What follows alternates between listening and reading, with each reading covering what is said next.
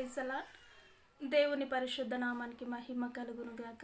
చక్కటి అవకాశాన్ని దయచేసిన దేవాతి దేవుడికి ప్రత్యేకమైనటువంటి వందనాలు తెలియజేస్తూ ఉంటున్నాను.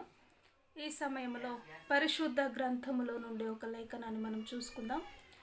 సామెతల గ్రంథము 23వ అధ్యాయము 25వ వచనాన్ని మనం చూసినట్లయితే, సామెతల గ్రంథము 23వ అధ్యాయము 25వ వచనాన్ని గమనించినట్లయితే, నీ తల్లిదండ్రులను నీవు సంతోషపెట్టవలను, నేను కనిన తల్లిని ఆనందపరచవలను. ఈ యొక్క సామెతను మనము గమనించినట్టయితే భక్తుడైనటువంటి సొలొమోను రాస్తూ వచ్చిన సామెతను మనము అన్ని గమనించవచ్చు.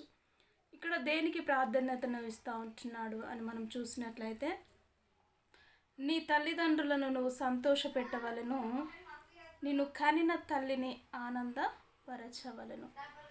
సంతోషము అంటే ఏంటి, ఆనందము అంటే ఏంటి అనేది మనము గమనించినట్లయితే, నిజముగా తల్లి ఎంతగానో బహు కష్టపడి ఈ లోకములోకి రావాలి అంటే దేవుడు ఒక స్త్రీని ఏర్పాటు చేసుకున్నాడు. ఒక గర్భము ద్వారా ఒక మనిషి లోకములోకి రావాలి అంటే ఒక స్త్రీని దేవుడు ఏర్పాటు చేసుకొని ఆ యొక్క తల్లి ఆవేదన ద్వారా తన కుమారులనైనను కుమార్తెలనైనను కనినప్పుడు ఆ యొక్క బాధ బహు భయంకరమైనటువంటి బాధ స్థితిలోకి వెళ్తూ ఉంటారు. కాబట్టి ఏ స్థితిలో నుంచి తల్లి తండ్రి వారు మనల్ని కని ఉంటున్నారో ఆ యొక్క కనిన దానికి మనం ప్రతిఫలంగా వారిని ఆనందపరచవలను అని వాక్యము తెలియజేస్తుంది. ఆనందము అనగా దేని ద్వారా నువ్వు ఆనందపరుస్తావు? ఈ లోకానుసరమైనటువంటి ఆలోచనల ద్వారా తల్లిని తండ్రిని నువ్వు ఆనందపరుస్తావా? ఇష్టానుసరముగా జల్సాలుగా తిరుగుతూ దేవుని నామాన్ని అవమానపరుస్తూ దేవుని కించపరుస్తూ నీ తల్లిని నీ తండ్రిని నువ్వు సంతోషపెట్టగలవా? కానీ కాదండి. వాళ్ళు ఏ తల్లిదండ్రి అయినను కూడా, ఏ తల్లి కూడా తన కుమారులు చక్కటి మార్గములో నడవాలి, ఒక ఉన్నతమైనటువంటి స్థానములో నిలబడాలి అని వారు బహుగా కష్టపడుతూ, వారు కష్టపడి కూడా బిడ్డలను ఎంతగానో పోషిస్తూ ఉంటారు. కాబట్టి ఈ రోజుల్లో మనము గమనిస్తూ వచ్చినాం, అలాంటి పరిస్థితుల్లో కూడా తల్లిదండ్రుల బాధలను అర్థం చేసుకోలేని వారు ఇష్టానుసరముగా తిరుగుతూ వారి సంపాదించిన సంపాదన అంతయు వ్యర్థముగా పోనిస్తూ దేవుణ్ణి అవమానపరుస్తూ ఇష్టానుసరముగా బ్రతుకుతున్న బిడలను మనము గమనిస్తూ ఉంటున్నాం. కాబట్టి యేసుక్రీస్తు వారు ఒక మాట పలికారు.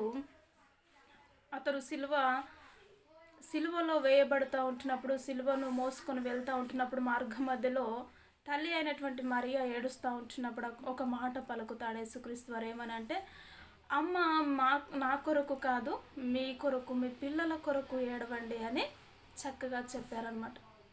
నిజంగా ఈరోజు తల్లిని తండ్రిని సంతోష పెడుతున్నవారు, ఆనందపరచబడుతున్నవారు ఎంతమంది ఉంటున్నారన్న విషయం మనము గమనించాలండి. యవ్వన బిడలు ఎంతగానో పాడైపోతూ ఉంటున్నారు. తల్లిదండ్రులకు దుఃఖాన్ని మిగిలిచ్చే స్థితిలో వారు ఉంటున్నారు, వారు బాధపడుతూ ఉంటున్నారు. కాబట్టి ఆ యొక్క బాధను మిగిల్చే వారిగా ఉండడానికి వీల్లేదండి. ఇక్కడ అంటున్నారు చక్కగా సొలొమోను, జ్ఞానవంతుడైనటువంటి సొలొమోను గారు అంటున్నారు, ఇదిగో నీ తల్లిని తండ్రిని నువ్వు సంతోషపెట్టుము, నీ తల్లిని, నిన్ను కనిన తల్లిని నువ్వు ఆనందపరచాలి. నీవు ఎవరి ద్వారా అయితే కన్నావో, నిన్ను ఎవరైతే కన్నారో ఆ తల్లిని నువ్వు ఆనందపరిచే విధముగా నీ జీవితము ఉండాలి అని దేవుని వాక్యము తెలియజేస్తూ ఉంటుంది. కాబట్టి నేటి దినము వరకు ప్రతి విషయంలోనూ నీ తల్లికి నువ్వు పలుమార్లు తిరగబడుతూ స్వభావము కలిగిన ఉన్నావేమో. ఎన్నోసార్లు నీ తల్లిని నీ తండ్రిని దుఃఖపరిచిన స్థితిలో నువ్వు జీవించావేమో. కాబట్టి అటు జీవిత విధానము సరైనటువంటిది కానే కాదు. కాబట్టి దేవుని సన్నిధిలో నువ్వెప్పుడు నీ తల్లిని తండ్రిని సంతోషపెట్టేవారిగా నీ జీవితము ఉండాలి. ఒక చక్కటి ఆశీర్వాదము కూడా ఉంటుంది తల్లిదండ్రులను బట్టి. నీ తల్లిని తండ్రిని ఎప్పుడైతే సన్మానిస్తావో నువ్వు దీర్ఘాయుష్మంతుడు, అంటే నువ్వు చక్కగా కొన్ని సంవత్సరములు బ్రతుకుతావు అని కూడా దేవుని వాక్యము తెలియజేస్తూ ఉంటుందని. నిజముగా అలాంటి మాటలు వినలేకనే, తల్లిదండ్రుల మాటలు వినలేకనే నేటి సమాజంలో ఎంతోమంది యవ్వన బిడ్డలు యవ్వన స్త్రీలు యవ్వన పురుషులు కూడా పాడైపోతున్న స్థితిలో ఉంటున్నారు. కాబట్టి అటు జీవితము ఎంత మట్టుకు సరైనటువంటి మార్గమును చూపించదు. కాబట్టి నీ తల్లి నీ ఆనందపరిచే విధముగా నీ జీవితము ఉండులాగున ప్రార్థన చేద్దాం. సకల ఆశీర్వాదములకు కారణభూతుడమైనటువంటి మా దేవ, నిజముగా నీ తల్లిని నీ తండ్రిని సంతోషపెట్టుము, నేను కనిన తల్లిని ఆనందపరచుము అని నీ వాక్యము తెలియజేస్తూ ఉంటుందయ్యా. నీ కృప ద్వారానే పలుమార్లు మా తల్లిదండ్రులను గాయపరిచిన స్థితిలో ఉంటున్నామేమో. దయచేసి క్షమించి మన్నించి నిత్యమును స్తుతించే వారిగా ప్రభువ, నీ అడుగు చాడలో నీ ఆజ్ఞల ప్రకారం నీ మాట ప్రకారం నడుచుటకు నీ కృపను నీ కనికిరమును మీరే దయచేసి నీ నామానికి మహిమ తెచ్చుకోమంటూ యేసుక్రీస్తు ఉన్నతమైనటువంటి నామంలో ప్రార్థించి అడిగి వేడుకుంటున్నాము తండ్రి. Amen. Amen. Praise the Lord అందరికీ.